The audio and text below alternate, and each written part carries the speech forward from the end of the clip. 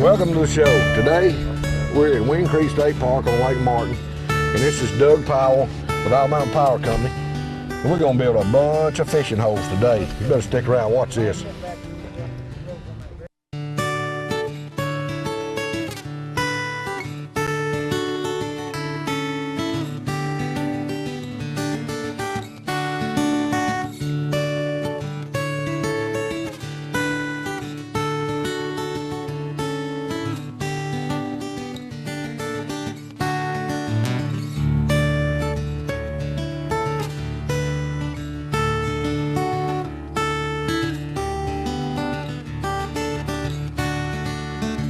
All right, Doug, tell me something about putting these trees out here, how you're going to keep them up and how you're going to keep them down and all this sort of thing. Well, you saw when we were up there earlier building them, we'll take 4 to 5 trees and tie them at the base, and we use a real supple rope, and then we'll take a piece of 5x6 by 6 extruded foam.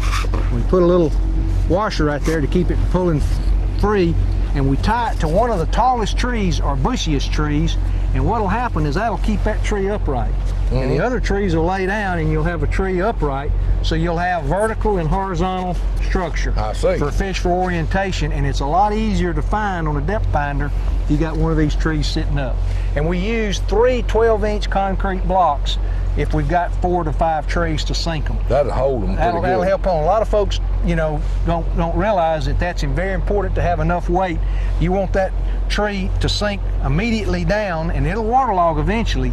But if it doesn't go down real quick, and 60% of the weight, the buoyancy, the concrete only has about 6% of the weight. So what'll happen if you don't have a proper weight and you get any current, it's like a sail. Just ride down a your creek. Tractor will move on that. It'll end up a lake, but not where you want it to be.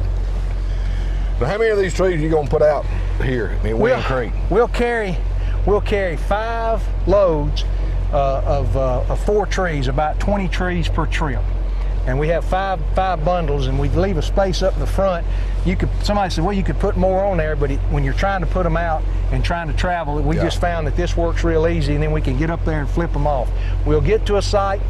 We've got GPS coordinates now where we'll record the site and we'll flip it off. Just several years ago, we put signs out when we first started the program, but we've expanded to a lot of lakes and a lot of areas, and so and you can only put so many signs up. So we'll have some signs marking the general area, but we do have maps available that have the GPS coordinates, and even if you don't have a GPS, it'll show you a dot on the map, and it'll put you in a good location. Now, how many years have you been doing this? I know several. We signed a memorandum of understanding with BASS in '92, and one of the first things was a cooperative effort on habitat enhancement between Bass Federation members, sportsmen's groups, and of course the Department of Conservation and the Power Company on our lakes. And so in '93, we first started working on the lakes. And we've done we've got programs on 6 lakes now. We're going to probably expand to 2 more this year, and so we'll end up with we'll put in somewhere between, say, 5,000 trees a year in this program. So it's been since '93. We've really concentrated in Wind Creek Park. We got real good help with the park folks here. We've got volunteers that help us, and then of course you've got a natural area because you've got the park, and we can provide the habitat. And a little bit later I'll give you the address and where people can write and get maps. We'll post it on there after the show, where they can write in there and get the maps of this. That's good that you're letting them know where it is.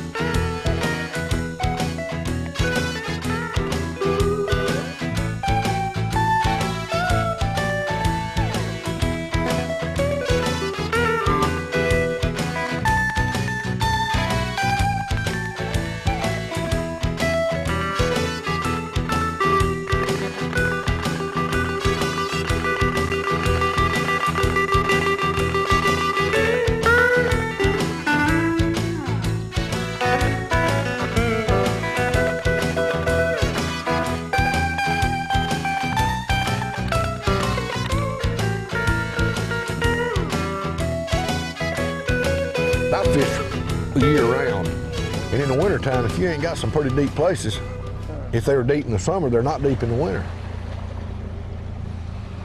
What's your depth, Larry? All right, it's coming up quick, Doug. I'm in 20.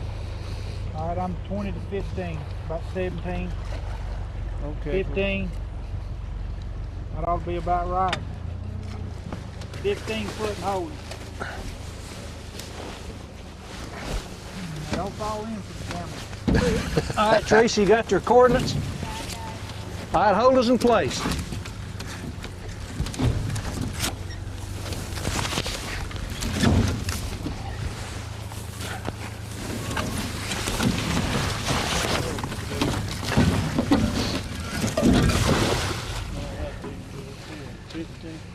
Right at 15 foot. Yeah, but it's deeper over there.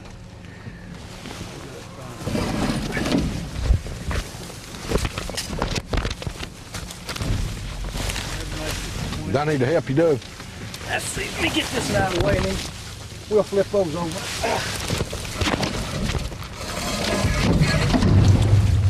Notice how they go down? That 4 blocks carry them right on down, don't they? Gotta come out some, Doug. All right, now these are in 15 feet of water with the water down probably 10 feet. So that'll put these basically in 25 feet of water in the middle of the summer, won't it? It goes down. We're at 8 foot right here at the back end. All right, go ahead and nose me back around. We get this You gonna put them all the way together? Yep. Nose it back around and we'll come back in.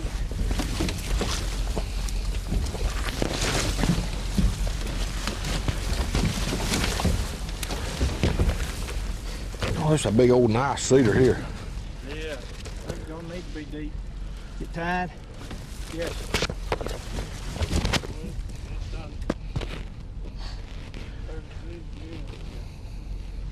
All right.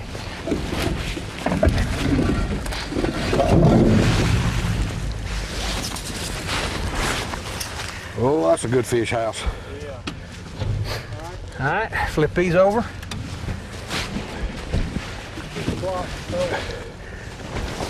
You want these off here too? Yeah, go ahead, Willie. Put a whole load right here. All right. That'll be easy to find.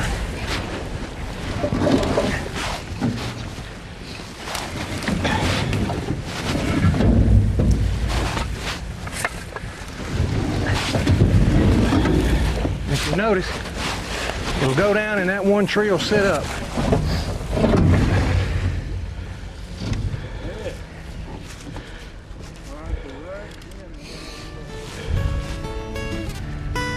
Now that's a fishing hole right there.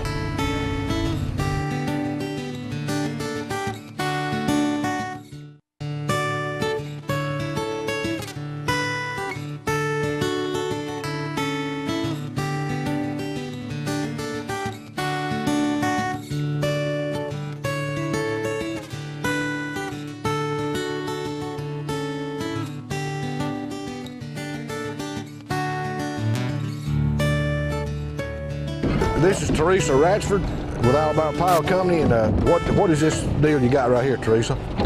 Well, most people know that we put the habitat enhancement signs in the general area where the trees are, but for the people who use a GPS unit, we actually record the actual GPS coordinate, and then in turn you can get a map from the company that has the coordinates where the trees are located. So anybody that's got a GPS now can find all these piles of trees.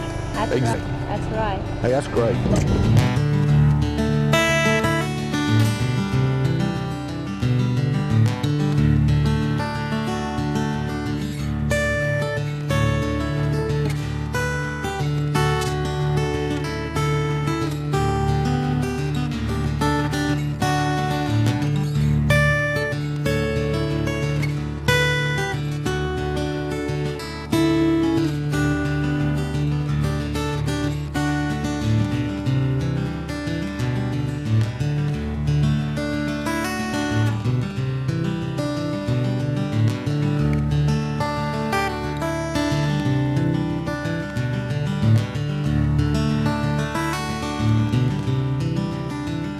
Earlier today we came in and off where some of these trees have fallen from the bank, we put brush out from it. So if somebody comes in, they can follow fish out, and then we've got some brush Now out. this is right here at the park, right? This is just outside the park, right? Right straight across from the camping area at the park.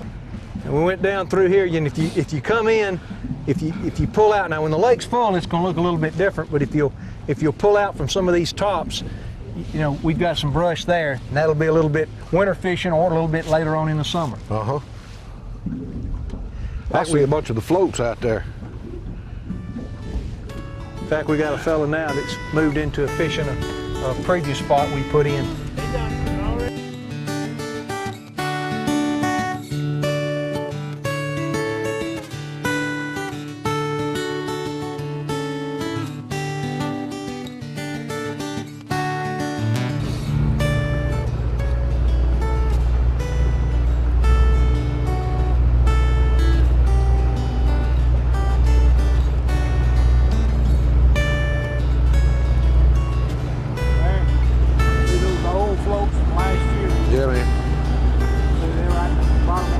I got about 30 jigs right there. I got about 30 crappie jigs right there. Them the hardest tops I've ever fished right there to get a jig out of.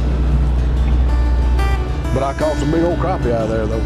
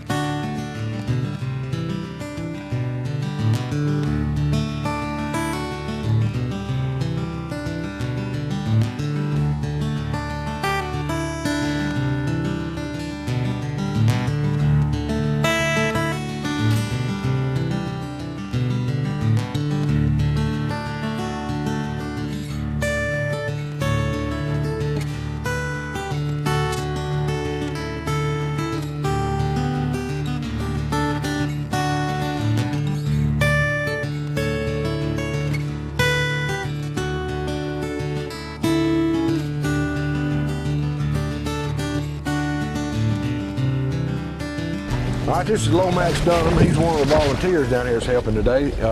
They take all the volunteers they can get to put this stuff out. And Mr. Dunham lives in Goodwater, is that right? Goodwater, yeah. And he's a crappie guide on this lake.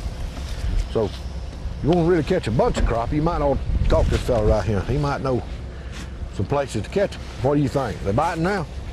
Well, it's been a little bit cold for me to go. Since I had my heart attack, I had to slow down, but I'm getting back into it again. Well, how can somebody get in touch with you if they want to go fishing with you? My number is 256-839-5094. That's in Goodwater. Goodwater, yes. Lomax Dunham. Yeah. All right. Maybe some of them folks out there want to go fishing, they'll give you a call. We appreciate the help too. Well,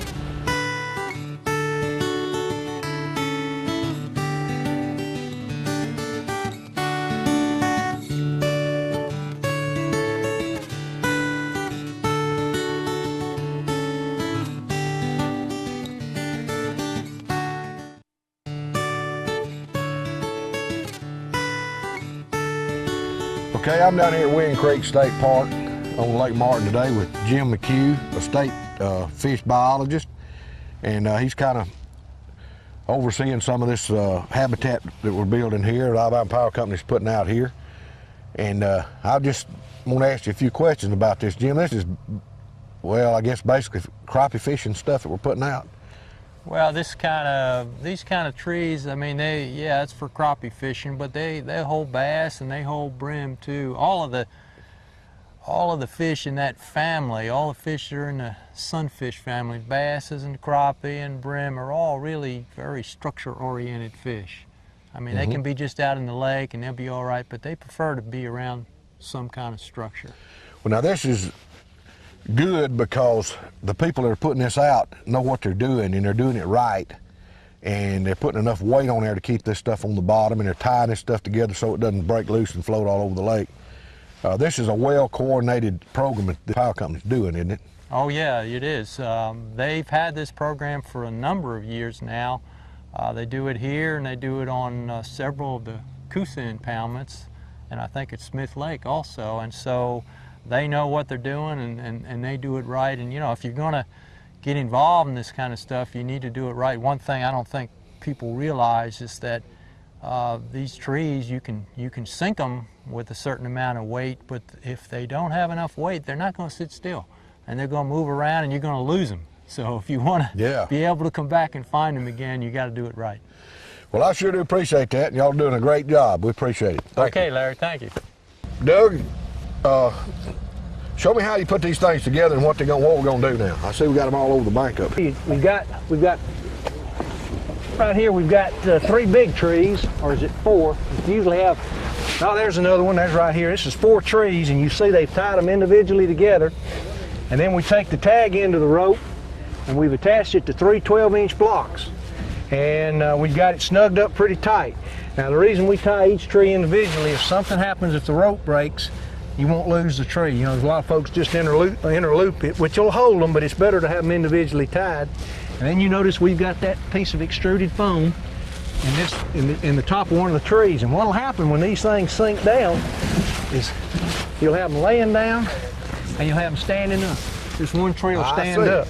So what you'll have is you'll have the horizontal and you'll have the vertical.